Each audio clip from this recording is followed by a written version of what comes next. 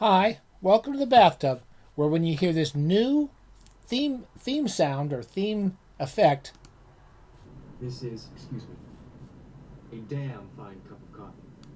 you know it's our newest theme show here, which is called "Honey, Can I Freshen That Up for You?" Basically, these are very brief episodes that are not as well organized, and normally I spend hours preparing these and working on the scripts for all these and the special effects. These are sort of off the cuff compared to the higher tone of the normal bathtub episodes, where I just basically catch up with writers we've talked about in the past.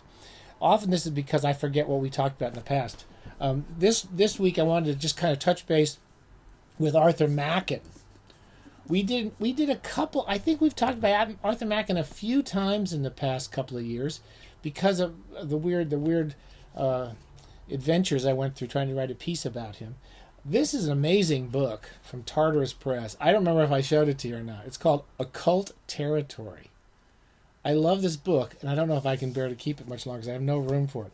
It's a beautiful book, which basically it just takes you as photographs and summaries of all the places that Machen spent time in his life, especially London pubs, London apartment buildings, London homes, restaurants, streets he used to walk on, and then it even goes out in the Welsh countryside and all the places that he had lived.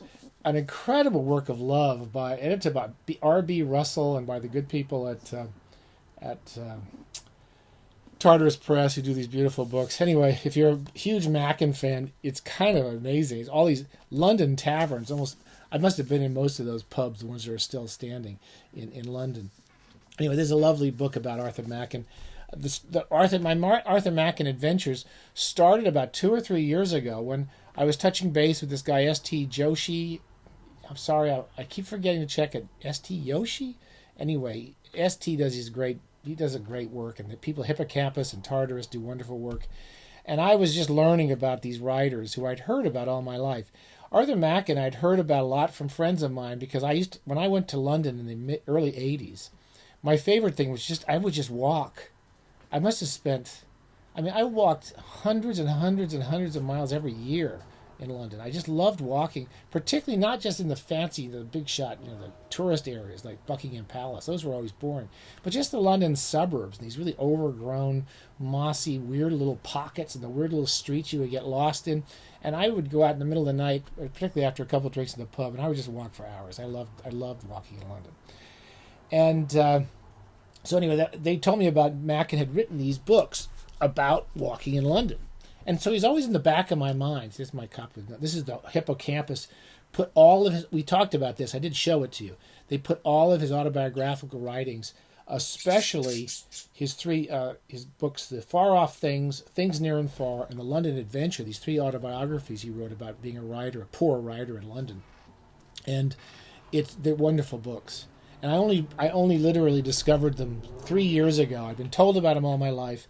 And then when I talked to the Hippocampus people, the Tartarus Press people, they were doing something about all of Machen's work has come into public domain in the past few years. And they've all been reprinting him in these really variously lovely and well edited editions. And so I started reading Machen, and I sort of discovered this amazing writer. First of all, because he went to London like I did as a young man and just fell in love with the city. That was kind of what excited me about Machen.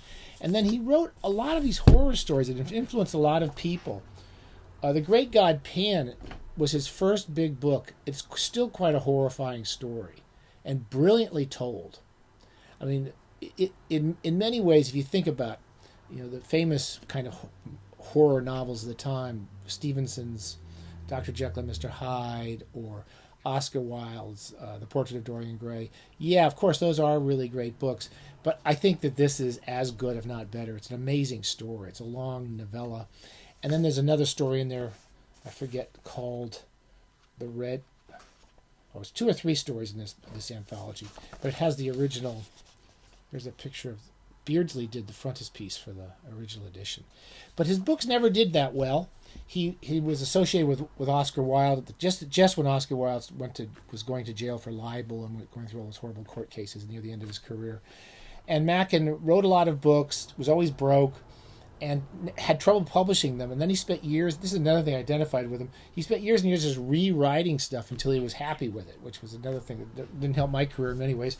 And he wrote all these different stories. This, if you were going to buy one volume, I've talked about it, but this Penguin edition that Yoshi edited is probably the best one-volume introduction to Machen. But my favorite book of his is easily The Three Impostors. So if you can read Three Impostors as an intact novel, you should. Some of the stories are in this. It's kind of, I think they should all be read together. And then, of course, this is not the proper copy. This is the advanced review, the ARCs for the Hippocampus editions. They did 3-volume, the complete Machen. There are some. This has the complete, the Three Impostors in it. It has his amazing novel, The Hill of Dreams, very autobiographical, but macabre, strange, haunting book. And a lot of stuff that I don't know. I haven't read all the way through all these, but I've read a lot of it. So anyway, big Machen fan as a result of this. I started off to tell you the story that I originally had decided I wanted to discover Machen, so I arranged to do a long piece for the New Statesman in London. This was 2 or 3 years ago. And I wrote a long piece, and I made it a kind of autobiographical piece, and I turned it into them. And I'll be honest with you, I just think it was a good piece. There's something about the British literary scene, and it's true of the American literary scene, where they want to talk about Virginia Woolf endlessly, and they want to talk about Ian Forster endlessly, and the same writers over and over and over again, and they don't really want to look at these interesting writers who are off to the sides. I mean, they want to talk about Oscar Wilde endlessly, but here's a writer, Machen, who, as a fiction writer, is a far more interesting fiction writer than Wilde. Wilde was great in many ways, but he was, as a fiction writer, Machen excelled in almost every possible way, doing what he did much more and better work than Wilde in fiction. And no one wants to talk about him. He was a bit of an odd character. So they never ran the piece. It sat there for 2 years and ran. They paid. I made sure they paid me, and that was okay. And then they didn't run it. And I revised it for them and did this. And then finally, I went back to the original piece. It's more of an autobiographical piece about my own personal affinities and sense of affection for Machen. And that came out a few weeks ago in the Los Angeles Review of Books. We love the people at the Los Angeles Review of Books. We want to give them some cash whenever we can, and send them some money every year, to help them along in their good work. And they ran a piece. I'm going to put a link to it below. So I think this will be my last one. I think I've covered all the things I want to say about Arthur Machen. It's been a great enjoy. I've enjoyed learning his work, and he will be one of the writers I will go back to read in the next 10 or 20 years. I hope fairly regularly. All right, Arthur Machen. You can't do much worse, and that's catching up with the. I was going to bring a pitcher of coffee, but I forgot. So anyway, what's the name of this show? Can I freshen that up for you, hun? Arthur Machen.